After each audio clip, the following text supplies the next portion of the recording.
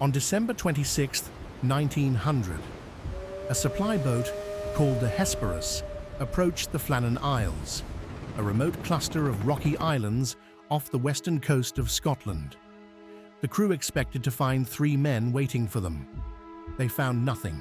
No men, no bodies, no sign of struggle. The lighthouse was immaculate.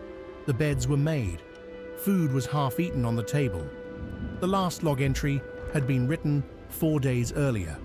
3 experienced lighthouse keepers had completely disappeared from one of the most isolated outposts in the British Isles, and in the 124 years since, nobody has ever found them or discovered what happened to them. This is the story of the Flannan Isles Lighthouse Mystery.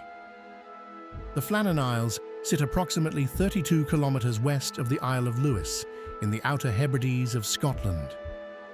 They are small, barren, and extraordinarily remote. The seas surrounding them are among the most dangerous in the world.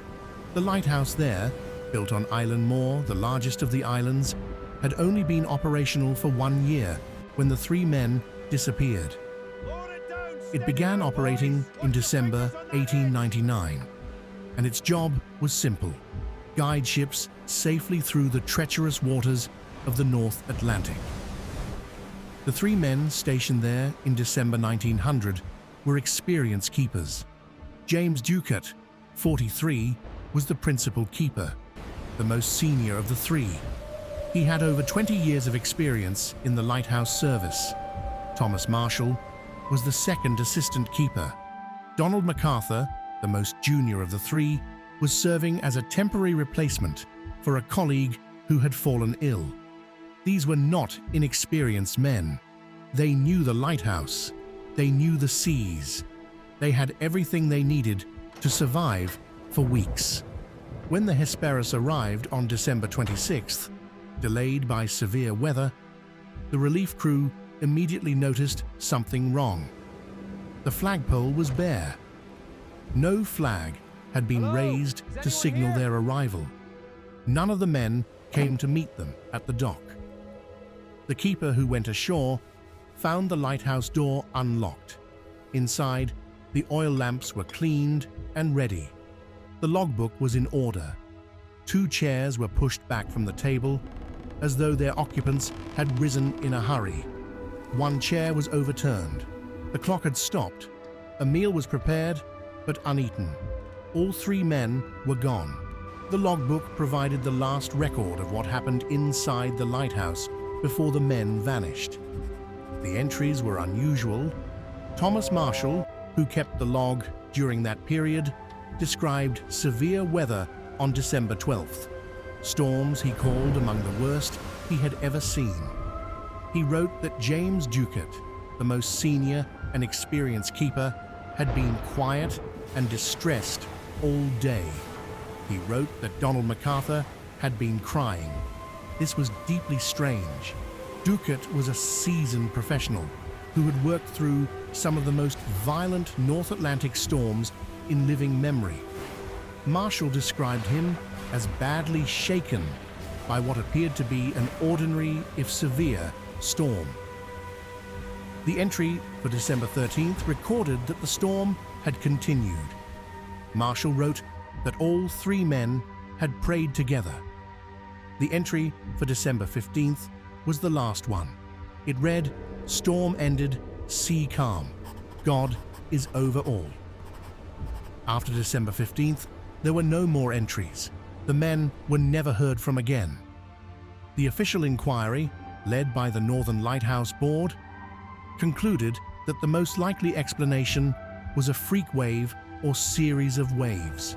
Evidence on the island suggested that some equipment, ropes, a lifebuoy, had been moved from a storage area on the western landing, suggesting that the men had gone down to secure gear and been swept away by an unexpected wave. But this theory has problems that investigators have never fully resolved.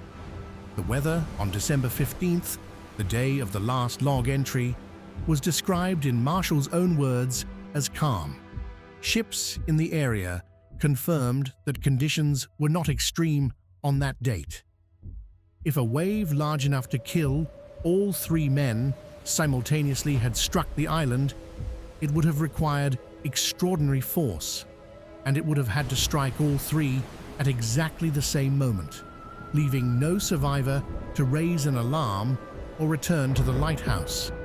Some researchers have pointed out that rogue waves, massive walls of water that appear with little warning, are documented phenomena in the North Atlantic, and that one of sufficient size could theoretically have caught all 3 men at the landing simultaneously.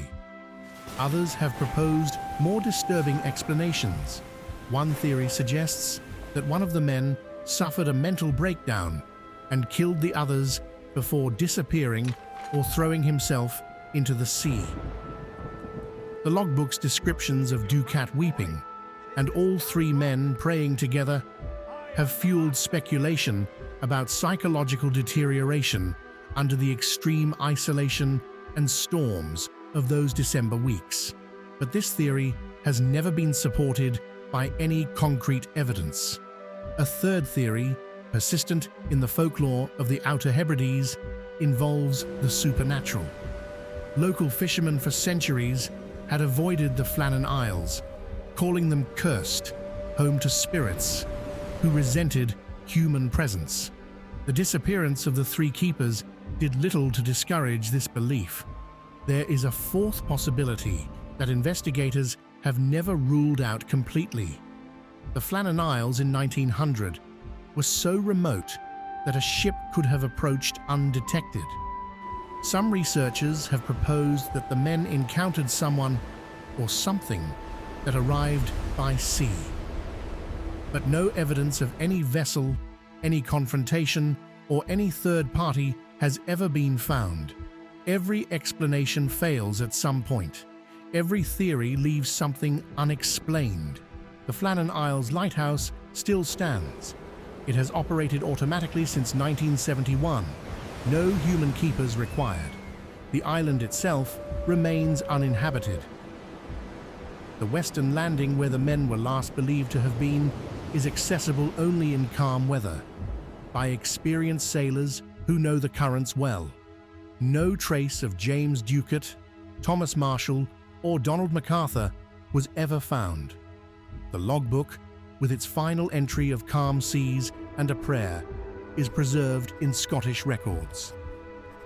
What we know is this: on some date between December 15th and December 26th, 1900, 3 experienced men left the lighthouse on Eilean Moor, or were taken from it and were never seen again.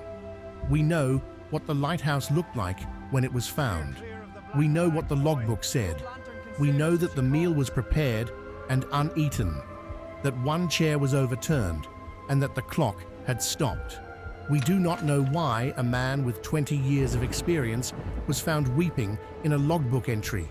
We do not know why all 3 men prayed together during a storm that had apparently ended by the time they disappeared. We do not know where they went. The lighthouse that replaced their presence continues to blink its light across the same water that took them.